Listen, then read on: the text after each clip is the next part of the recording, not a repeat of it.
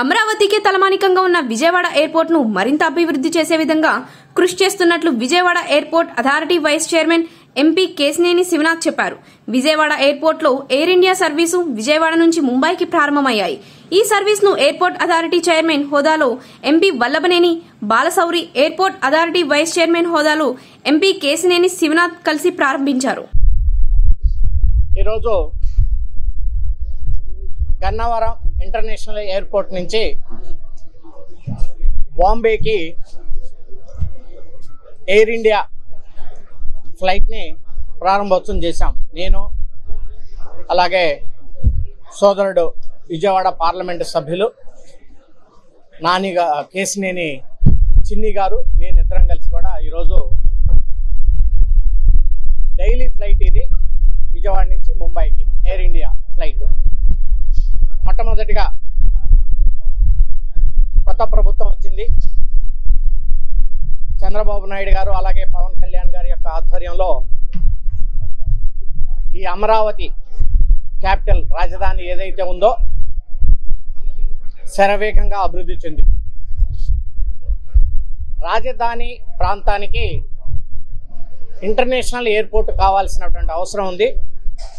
అదే రకంగా అనేక రకమైనటువంటి వివిధ ప్రాంతాలకి, విజయవాడ నుంచి అనేక ప్రాంతాలకి ఫ్లైట్ సౌకర్యాలు కూడా పెంచాల్సినటువంటి బాధ్యత ఈ ప్రభుత్వాల మీద ఉంది. డెఫినెట్గా రానున్నటువంటి రోజుల్లో ఇది మరిన్ని ఫ్లైట్లు తీసుకురావడానికి మేమంతా సమిష్టిగా కృషి చేస్తాం. మనకి ఇంకొక లెక్క ఏంటంటే, సివిల్ ఏవియేషన్ మినిస్టర్, పౌర విమాన శాఖ మంత్రివర్యులు మన రాష్ట్రానికి సంబంధించినటువంటి రామ్మోహన్ నాయుడు గారే కేబినెట్ మినిస్టర్ అయ్యారు. తద్వారా మనకి ఎయిర్పోర్ట్ అభివృద్ధి చేసుకోవటంలో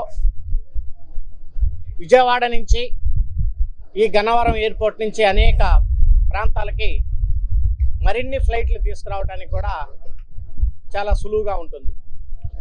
ఈ ఫ్లైటు 3 గంటల 50 నిమిషాలకి విజయవాడలో బయలుదేరి